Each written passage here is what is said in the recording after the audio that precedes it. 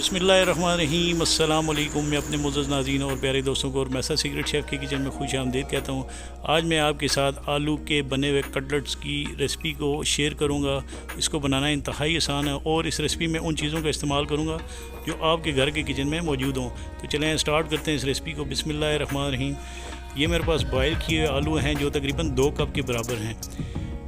इनको आपने नमक वाले पानी में बॉयल कर लेना है। इसके बाद आपने 1/4 कप के बराबर इसके अंदर चॉप किया हुआ प्याज और 1 खाने के चम्मच के बराबर हरी मिर्चें आपने चॉप करके डालनी है और ज़ीरा आपने आधा खाने के चम्मच के बराबर इसके अंदर डालना है। इसके बाद आपने इसके अंदर ये क्रश की हुई सूखा धनिया है और इसके बाद आपने ये धड़ा मिर्च, ये दोनों आधा खाने के चम्मच के बराबर आपने इसके अंदर डालकर, ये अदरक का पाउडर है 1 चाय की चम्मच के बराबर और इसके साथ ये लहसुन का पाउडर है 1 चाय की चम्मच के बराबर आपने इसके अंदर ये डालकर, इसमें आपने 2 खाने के चम्मच पुदीना चॉप किया और धनिया चॉप किया 2 खाने के चम्मच के बराबर डालकर आपने इसको मैशर से अच्छे तरीके से मैश कर लेना है। और इसमें आपने तकरीबन 1 चाय के चम्मच के बराबर इसमें गरम मसाला डालना है। जब आप मैशर से इसको अच्छे तरीके से मैश कर लें तो इस तरह आप इसको मिक्स कर लें अच्छे तरीके से। इसमें आपने नमक भी डालना है। नमक जो है आपने तकरीबन 1 चाय के चम्मच के बराबर आपने इसके अंदर डालना है। नमक डालने के बाद आपने इसके अंदर ब्रेड क्रम्ब 1/4 कप के बराबर डालना है। ब्रेड क्रम्ब डालने से ये होगा, ये जो मिक्सचर है आलू का ये थोड़ा सा सख्त हो जाएगा और जब आप इसको फ्राई करेंगे तो इंशाल्लाह ये कटलेट्स जो हैं वो टूटेंगे नहीं। तो इस तरह अच्छे तरीके से मिक्स करने के बाद आपने इस तरह हाथ से अच्छे तरीके से इसको इस तरह मिक्स करके आपने इस शेप में कटलेट बना लेने हैं, ये इस तरह। तो आपने तमाम कटलेट, पोटैटो कटलेट यानी आलू के कटलेट इसी तरह बना लेने हैं। आपने थोड़ा सा हाथों को ऑयल लगा लेना है और इसके बाद ये शेप देकर आपने ये कटलेट बना लेने हैं।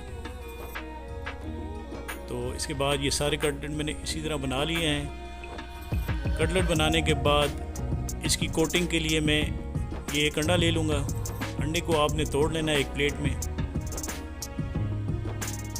तोड़ने के बाद आपने अंडे को तोड़ने के बाद आपने इसको विस्क के साथ अच्छे तरीके से मिक्स कर लेना है ताकि ये फ्लफ़ी हो जाए बिल्कुल। और इसके बाद आपने कटलेट को आधा घंटा आपने चिलर में रखना है ताकि ये थोड़े से सख्त हो जाएं। उसके बाद आधा घंटा गुजरने के बाद आपने जो है ये ब्रेड क्रम्ब ले लेना है एक प्लेट में जो तकरीबन 1 कप के बराबर है।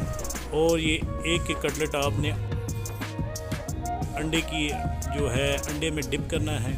डिप करके आपने इस तरह ब्रेड क्रम्ब की इस कटलेट को कोटिंग कर लेनी है और आपने तमाम कटलेट को इसी तरह ब्रेड क्रम्ब लगाना है।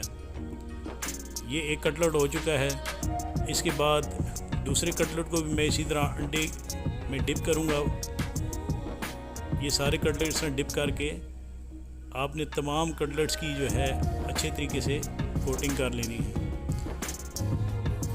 आपने इन कटलेट को अंडे के साथ अच्छे तरीके से कोट करना है ताकि ब्रेड क्रम्ब इसके साथ यानी तमाम जगह इसके ब्रेड क्रम्ब लग सके। तो जब ये फ्राई हो तो इसके अंदर से इसके साथ से ब्रेड क्रम्ब उतरे ना। तो ये तमाम कटलेट्स को मैंने ब्रेड क्रम्ब लगा लिया है। इंशाल्लाह ये इतने क्रिस्पी और मज़ेदार होंगे। जब भी आपके घर में मेहमान आए तो आप इस रेसिपी को ज़रूर ट्राई कीजिएगा। इसके बाद मैं एक पैन में ऑयल को गर्म कर लूँगा और ये तमाम कटलेट्स 1 बाय 1 करके इसके अंदर डालकर फ्राई कर लूँगा। आपने याद रखना है कि ऑयल की हीट जो है आपने ज़्यादा तेज़ नहीं रखनी, वरना कटलेट जो हैं अगर ऑयल की हीट तेज़ होगी तो कटलेट बाहर से ब्राउन होंगे और अंदर से कच्चे हो जाएंगे। तो जब ये कटलेट तैयार हो जाएं तो आपने इस तरह स्पाइडर स्टैनर लेकर एक एक करके आपने कटलेट निकाल लेने हैं और इनका ऑयल आपने अच्छे तरीके से स्टैन कर लेना है। इसके बाद मैं इसकी प्रेजेंटेशन कर लूँगा। ये गार्लिक मायोनीज़ है मेरे पास। आप चाहें तो इसको केचप के साथ भी सर्व कर सकते हैं। तो मुझे उम्मीद है कि इंशाल्लाह आपको मेरी ये रेसिपी ज़रूर पसंद आएगी। इसके साथ ही आपसे इजाज़त चाहता हूँ। अल्लाह ताला आप सबका आमीन नासिर जज़ाकुमुल्लाह खैर।